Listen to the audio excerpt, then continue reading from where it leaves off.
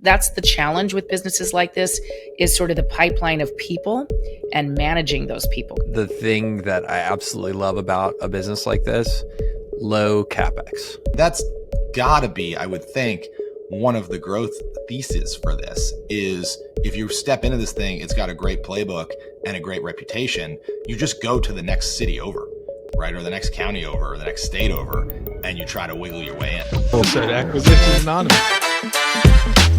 Hello, another episode of Acquisitions Anonymous. We don't have 100% beard anymore. And thumbs down on just the plus inventory. Hello, everyone. Ladies and gentlemen, boys and girls, welcome back to Acquisitions Anonymous. This is the internet's #1 podcast on buying, selling, and operating small businesses. I am one of your hosts, Bill D'Alessandro, and today I am with Michael Girdley and Heather Anderson, and we had an awesome deal today. All three hosts wanted to buy this deal, and Michael and Heather got into a bidding war. So it is a traffic management firm. So these are the guys that put off-duty cops and traffic directors on street corners during football games, construction, things like that. This business has $2.2 million of EBITDA. They're asking $11 million. And Heather and Michael get in a bidding war for it. This episode was a little bit longer because there were a lot of interesting tangents we went on. We talked about how we grow it, how we reduce expenses. Heather had a really interesting aside on the economics of self-funded search deals over $10 million. So if you're an M&A nerd, you're really going to like this episode of Acquisitions Anonymous. This might be our last episode of the year. So if we don't see you, Merry Christmas, Happy Holidays. We'll see you in 2025. I hope you enjoy this episode of Acquisitions Anonymous. Are you ready to take the leap into business ownership, but you don't know where to start? Well, look no further than Acquisition Lab, the premier resource for entrepreneurs seeking to buy their dream business. Founded by Harvard MBA and acquisition expert Walker Deibel, the lab is your fast track to success in the search, diligence, and acquisition process. With hands-on support, world-class resources, and a community of like-minded entrepreneurs, Acquisition Lab gives you the tools and confidence to navigate every step of the journey. And we're proud to call Walker and Chelsea, the lab's director, longtime friends of the podcast. They're passionate about helping entrepreneurs like you take the next big step. So don't wait to make your business ownership dream a reality. Visit acquisitionlab.com today to learn more and schedule your free consultation. And when you do, be sure to tell them the Acquisitions Anonymous podcast sent you. All right, everybody. Good morning. Good morning, Michael Girdley. How are you? I'm hanging in there. I'm finishing the year strong. That's what I'm trying to do. Well, this is Friday, December 20th, which, as everyone knows, is the last day of 2024. Yeah, right. That's right. Unless you own a fireworks business, in which case today is the first day the company is selling fireworks in the state of Texas. So the highlight of that for me, actually, and we're probably going to do some content around it, is my son is running his own fireworks stand this season here in San Antonio as an 18-year-old. So I'm very excited for him. All right. Do you need to be 18 in order to sell bombs legally in the state of Texas? We call them explosives, Bill. So Okay. Please show some respect. Yeah, you have to be 18. So they have to have an adult present at the whole time. But the funniest thing was, I was out at the office yesterday and the warehouse manager came back and she had gone on the delivery for him. And she's like, "Hey, I talked to your son. He was super nice." And evidently my son had said when he signed for the fireworks to receive the delivery, he was like, "This is so weird, like doing adult things and like signing on my own behalf. Like, I don't know how to deal with this." And I was like, that's just the cutest thing ever. So happy for him. Awesome. My kids are still too young even for lemonade stands, but I imagine it's pretty cool to see your kids run their own business. It is one of the, and Heather has perspective on this because I know yours are grown, right, Heather? Like, but it's so weird to be. Well, one is almost out of college and one is out, and the older one works in Viso. She works side by side with me every day. Oh. So, yeah, very cool. Well, I don't know how it is for you, Heather, but for me, like, and it's been more of a natural transition. Like, you have to, at this age, you have to transition much more to kind of mentor and, like almost like, that kind of relationship with your kid. Whereas like high school felt much more like coaching. Mm-hmm. And then like when they were younger, it felt like you were a dictator and like felt like you had to make the transition to be the right parent at each time. Mm-hmm. And at this point, like there's a lot more, like I would say 90% of the time, we're just like, well, it's your decision, buddy. Like you're 18, like you can legally get out of here and not listen to us at all. So we're going to back you in it, but here's any contingencies in what we're backing. Yeah, so it is totally different for sure. And as working together, I have to have a strategy on how to give feedback at work. With your own child is a little different. There's a little sensitivity there. So I have a special strategy for that. Well, speaking of managing traffic, I have a segue into a deal. For those of you listen, there is no prep for this whatsoever, other than we'll find deals, and I have a bank of deals that I go through, and that's we'll pull them up. So I will spend 3 minutes. I got on at 9:25 looking at deals, and then I know it's going to be a good deal to talk about if I propose it, and then somebody starts immediately being like, "Oh, I know something about this." So Heather said she knows something about this, so no pressure, Heather. But I feel like this is going to be a good one. So Michael goes, hit record, don't say anything, hit record. Right. I just click record when everybody stops. Like, everybody shut up. We're going to record a podcast. All right. So this is off of Biz by Sell, our future favorite advertiser. And they are a traffic management firm in New York County, New York. It's a relocatable business. There is no real picture on the listing other than it looks like a picture of a cartoon character holding a stop sign on a stick. Is that what this is, Heather? Yeah, on a hazard sign. So like the safety guy on the side of the road. So that's Right. what I think. That's why I thought I knew this business, but let's read what it says. Stop sign on a stick. What do you do? I hold a stop sign on a stick. Oh, good. Asking price is $11 million. This business makes $2.2 million, and it's in New York County, New York. Gross revenue is $20 million, and EBITDA is $2.2 million. So $11 million asking price, 2.2 cash flow, 20 million gross revenue, EBITDA is 2.2 million. Not bad for a guy with a stop sign. Must be a hell of a stop sign. Yeah. Must be a long stick. All right. The pedestrian and vehicle traffic solutions is the type of business this is. The company is a leading traffic management firm providing unique in-house solutions that were previously absent from the market, geared towards optimizing high volume pedestrian and vehicle traffic flow at congested or hazardous public and private areas. The company employs trained and certified professionals, many of whom have career backgrounds in law and traffic enforcement, to provide solutions which ensure pedestrian safety in various urban environments. The primary customer base ranges from sports and entertainment venues utilizing the company's services to protect pedestrians and facilitate traffic flow to business improvement districts, ensuring maintenance of safe pedestrian crossings and keeping intersections from being blocked. Airports are increasingly becoming a key customer segment for the company as these customers contracted services to mitigate any potential hazards during construction upgrades and improvements. Shopping centers and distribution fulfillment centers are also target markets for the company's services. It has 39 employees. It is run from somebody's home, so they do not have a facility. There is no direct competition for the company and its core services, and they are innovators of this new trend in pedestrian safety, and they are looked at as a knowledgeable, trusted source in this space. The principal is essentially an absentee owner and ardently believes that with ownership dedicating full-time involvement, the opportunity is available to expand the company's operations many times over. This is evidenced by the rapid growth of the company in spite of there being minimal proactive marketing programs for its services in place and not having the benefit of any significant growth investments to fuel expansion. The company's recent expansion into the airport market has generated significant new revenue streams. The company has a young management staff in place that oversees operations and will remain on board post-transaction. Interesting. So, Bill, what do these guys do? So I'm trying to figure out if this is any more complicated than providing off-duty police officers to direct traffic outside of football games, and other big events. And it doesn't even have to be police officers. It just has to be people trained. Yes, that's true. Although they did say they use a lot of off-duty police officers, but you're right. It doesn't have to be. So this is a staffing firm, right? Mm-hmm. Pretty much. Exactly. Yeah. Exactly. So kind of the same model if I own like a security firm and somebody contracts me to provide, security guards. Yeah.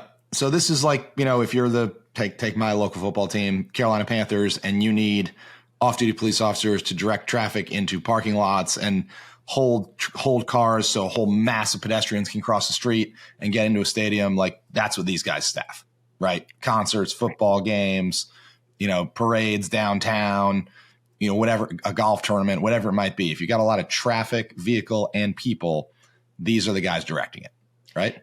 Right. And I think what I've seen before in these businesses are ones that are focused mostly on construction zones, serving that kind of, serving the city's requirements around a construction zone.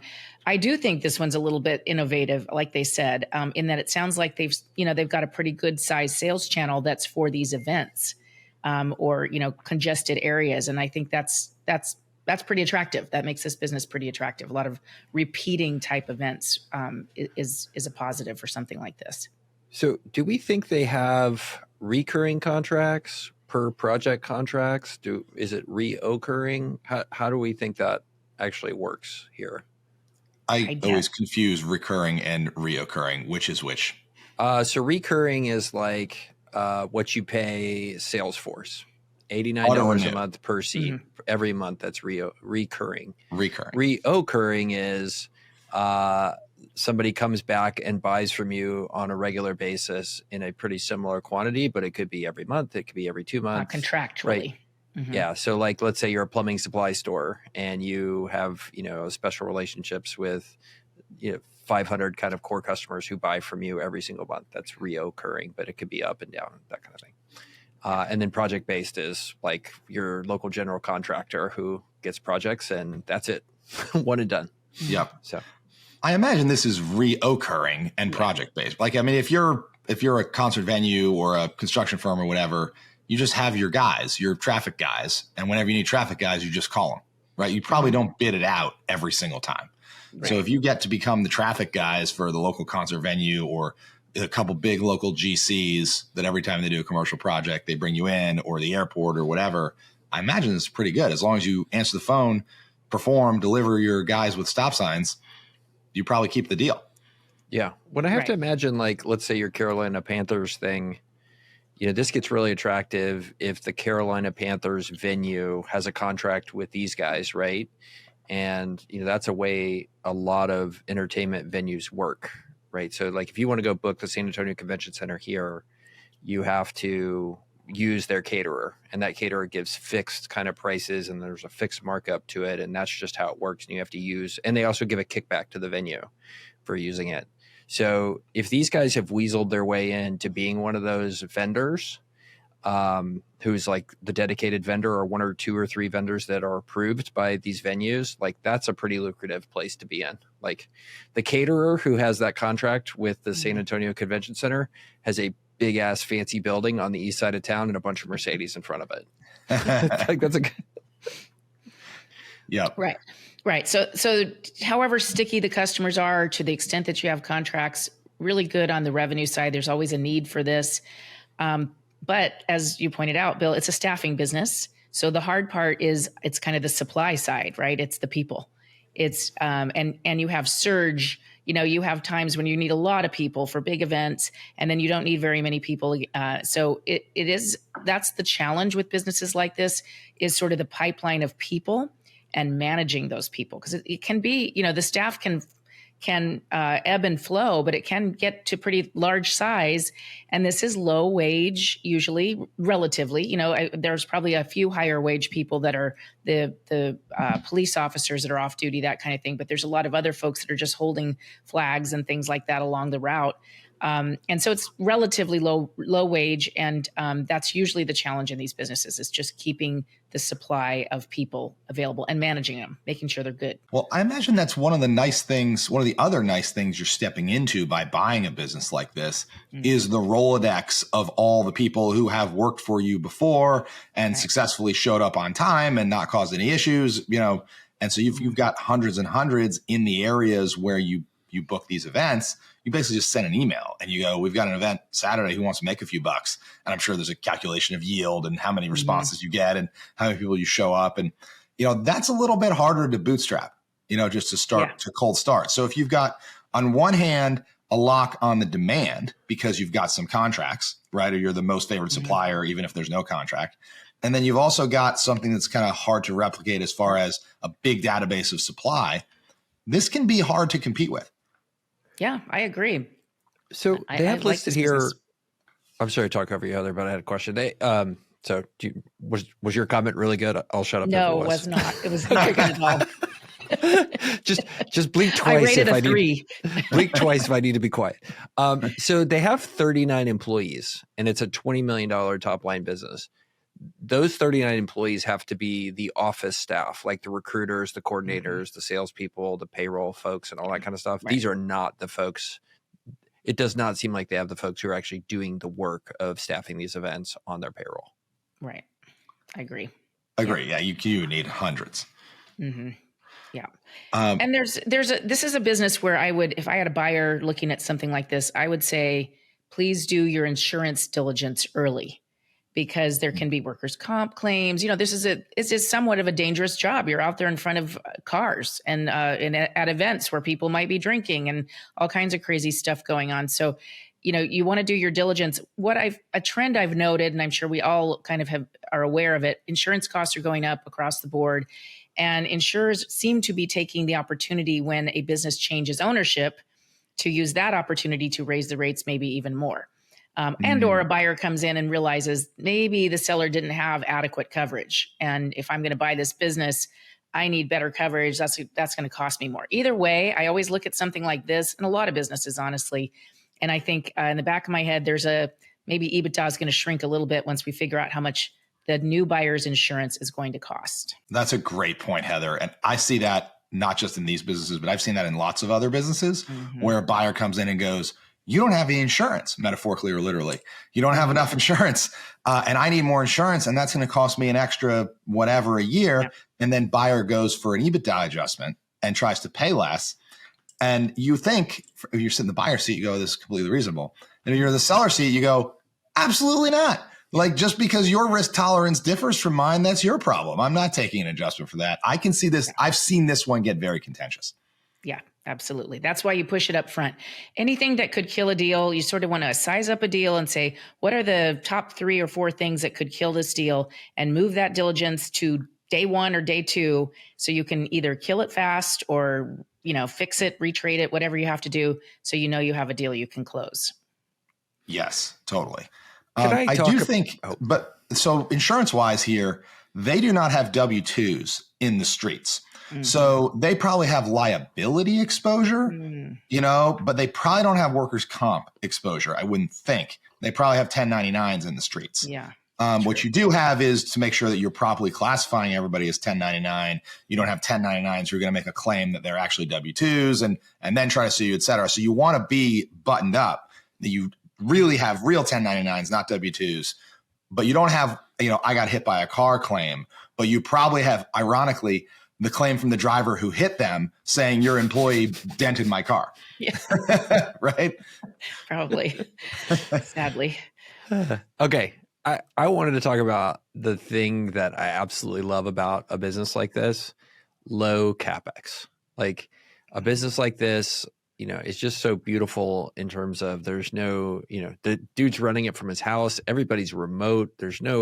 It does surprise me there's no office, frankly, because if you're recruiting these type of low end, like traffic signalers and stuff and people to work events and be in the parking lot, they tend to go into an office somewhere to get interviewed and qualified and do drug tests and all that kind of stuff. So it kind of surprises me there's not that for this business. My friends that do staffing for kind of low end, like menial labor, like they have offices because you're not doing that over Zoom, right? To recruit people to come take those jobs.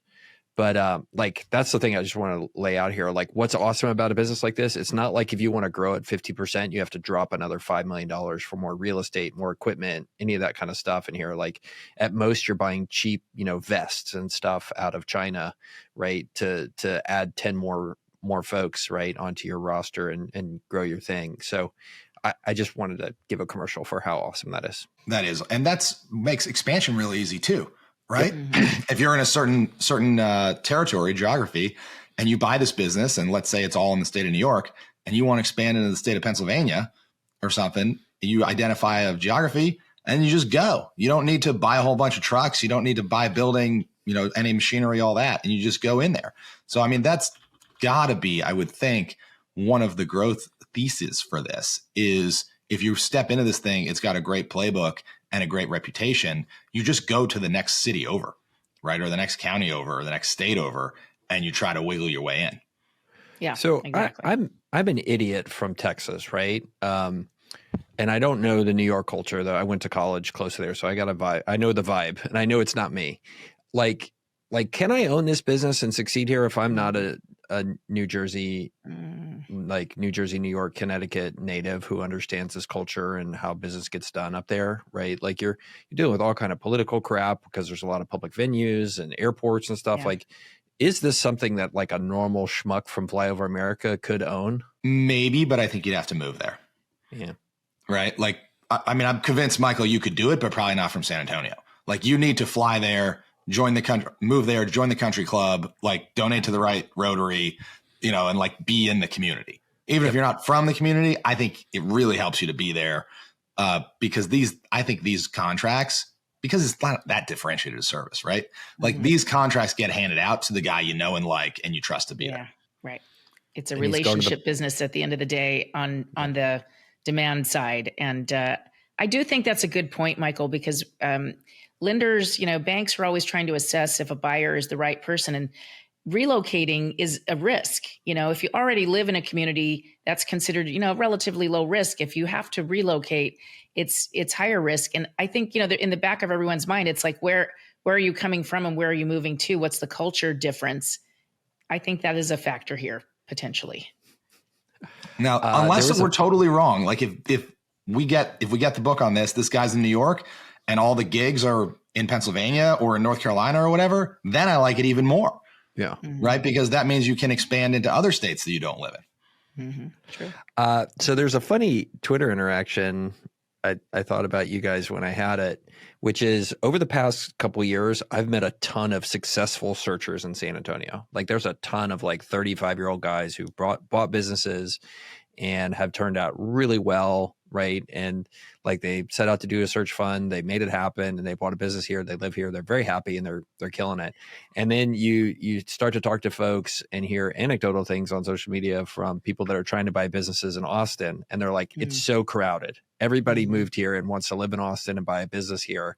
And it just is a funny thing where everybody wants to hunt in the pond where it's like going to be super fun and cool to live when you're a 28-year-old and like right down the road, like in boring ass San Antonio, no offense to San Antonio. I love it here. I'm a boring ass person. There's just like a much more fertile hunting ground for stuff like this. So anyway, and that's true for all definitions of pond, right, Michael? Either a geography that's not sexy, or an industry that's not sexy, or a job that's not sexy. Like I met someone just recently, she worked for, again, the Carolina Panthers.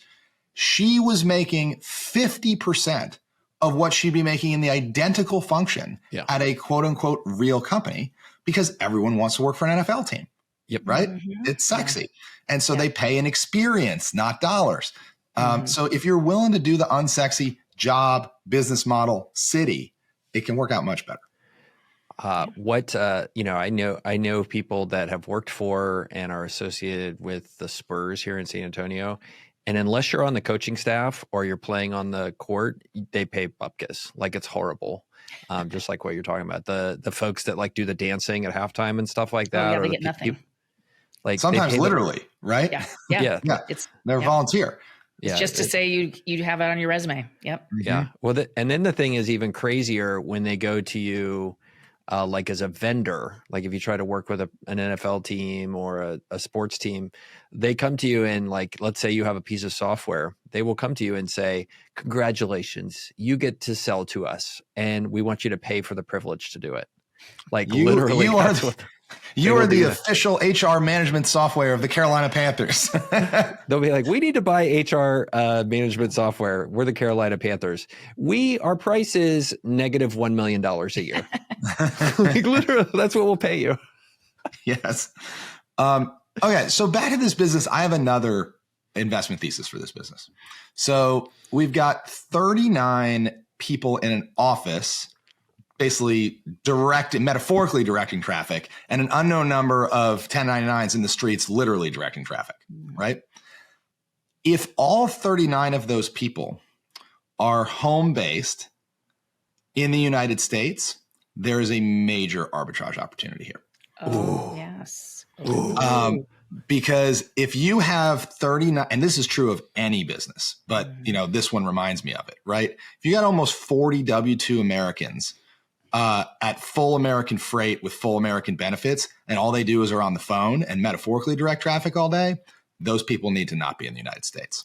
You can cut the payroll of this business in half or better by moving those people overseas. And I'm going to get canceled and all the pitchforks come out.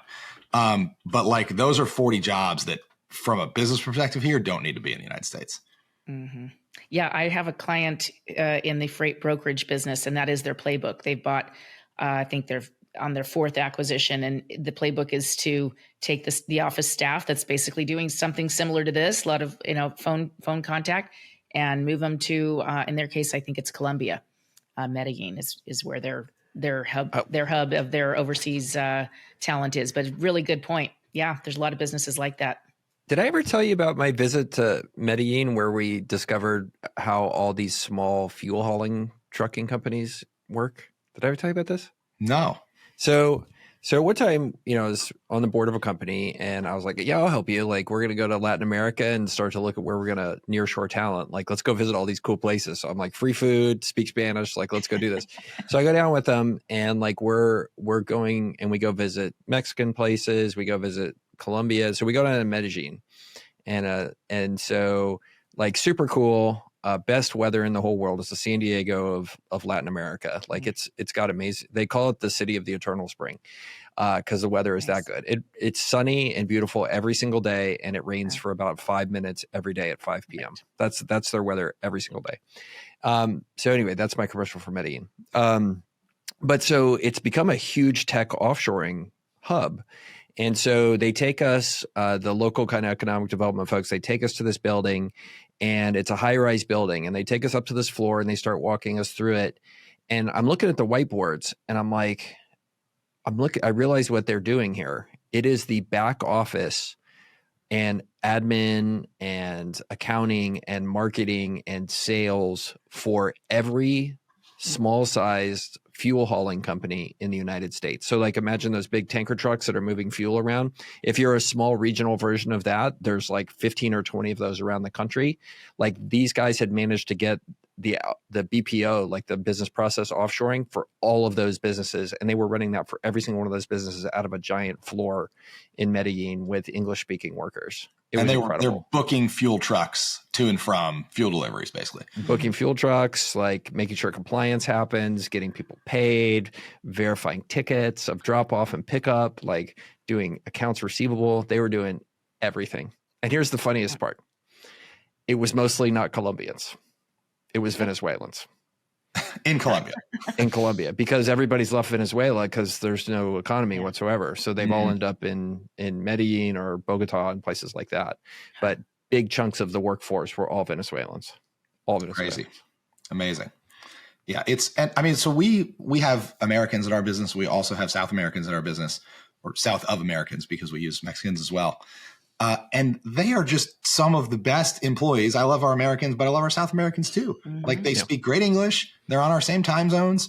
And we're able to pay them a wage that is phenomenal for them and also phenomenal for us. It's such a win-win. They're human beings after all. That's right. I don't care if you're in Canada or San Antonio or Argentina, like you're still a person with a family and just trying to make a living. And not only that, not only people with families, but people with college degrees and master's degrees and expertise in accounting and, anything else you may need. Yep. All right. Back to this deal. What does it trade for and to whom? 4.5. 4.5. That might be the highest multiple I've ever heard from Heather. Heather likes it. I do like it. Like it. That comment was the surest sign Heather had a good quarter placing loans, I think. The lending market is back, everybody. Read through that comment. The lending market is back. Go, buy it. last episode, or two episodes ago, Phil, Heather was like, F everybody, going down, screw these people. I'm not, no F's. It's over now. I'm better. See? I came back. It's all good. The deals are closed. The lawyers did not ruin Christmas. Heather is back to smiling. America's M&A sweetheart. She was gone. She's back. So 4.5, Heather. So you're paying asking for this? I mean, if that's really the EBITDA, if it's really over 2 million, I like the size of it. That's kind of why I'm paying up for the size of this business. I think it's got, as long as those relationships are transferable and you really have growth opportunities.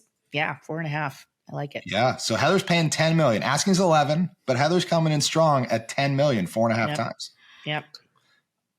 Dude, I think if this is as good as we think it is, I think I'm hitting the bid on this. 11. Gerds outbids Heather just like that. I lost it already. Do I hear 12 million, Heather? I don't know if that's going to be all cash. I think there'd be some seller note and earn out there. Right. I mean, if you structure this, let's see. So Heather, do you think you could get 2 turns of cash flow with debt? With Sure. that on this? 2. Yeah. Easy. 2 turns of cash flow. So let's say that's 4.5 in cash in a term note that you could get on that. So that leaves you how much left, Bill? 6.5? 6.5. Then you do 2 million in a seller note, 2.5 million in a seller note. So you raise 4 million in equity. Yeah. Hopefully to generate $1 million in cash flow after debt service in year 1. Mm-hmm. It's not a bad searcher deal, actually. Yeah. You can make it pencil. Searchers, traditional searcher. Yeah. And especially then if you can get maybe some synergy on the headcount, as we talked about, and maybe expand into a couple other markets. I mean, you could smash it here. I do want to point something out. I see a lot. If a self-funded searcher sees this deal and wants to try to go SBA and try to figure out finagle some way to get an SBA loan in there, it often doesn't work. Even if you could get the debt and the equity to work, on the numbers, a lot of times it falls apart when the self-funded searcher realizes how little of the business they will own, and they're still personally guaranteeing the debt because the equity investors will end up, their terms will end up being owning and controlling too much of the business. So it's not always a good idea for a self-funded searcher to try to take one of these down. And by one of these, Heather, I think you mean a business that you have to buy for 5 times. That's above 2 million EBITDA that you have to buy for 5 times. It's just a little too big, and the numbers don't end up working very well for the self-funded searcher. Because you need to raise too much equity. Exactly right. Yeah, exactly. Still a good deal, but it doesn't make sense to be the personal guarantor in an SBA loan, and you went and found it, and then you don't really own enough to compensate you for everything that you're doing and did. Because basically what you need to be the loan that you're personally guaranteeing has to be a large enough portion of the cap structure so that your sweat equity as the searcher is material as a fraction of the pie. But if you have to raise more equity than debt, you're still guaranteeing a multi-million-dollar loan, but there's more equity in the cap structure that dilutes you. Exactly. And a lot of searchers don't realize that part of the math until late in the deal. So they waste a few months under LOI before they figure that out. So is that another way of saying that self-funded searchers really can't pay more than 3.5 or 4 times, or it's the economics start to get bad for them personally? It's not necessarily the multiple. So I wouldn't tie it to that. I would tie it to the overall price. So they once the price hits 8 to 10 million, it's getting too big for them to make it work, regardless of what the multiple needs to be. And that's because you can only raise, especially SBA, your debt caps out at 5 million. Exactly. So you got more and more and more equity. Exactly. Right. Yep. So a little bit of multiple, a little bit of just the price overall. Yeah. Either the multiple drives the price up there or the size does, or both. Yep. Exactly. Yep. That is a wonderful insight for any self-funded searchers listening. Yeah. Yeah.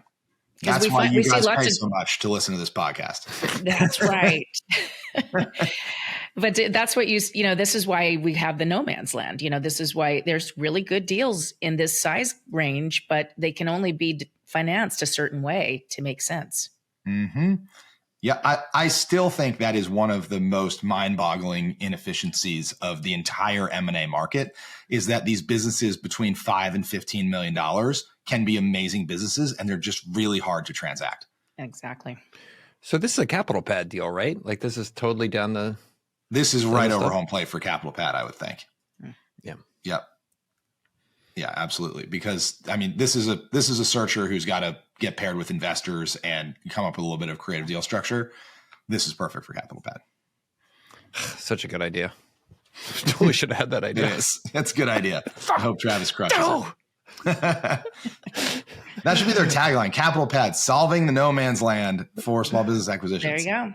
There you go. I mean, at some point I need to do a Twitter thread or a video on like business ideas my friends have had, and I totally should have ripped off, but I can't. And this is what, Travis's business is one of them. Kudos to him. Yeah, So, that's a good one. I'm glad we're friends. Wish we weren't. All right. So I think we all like this deal.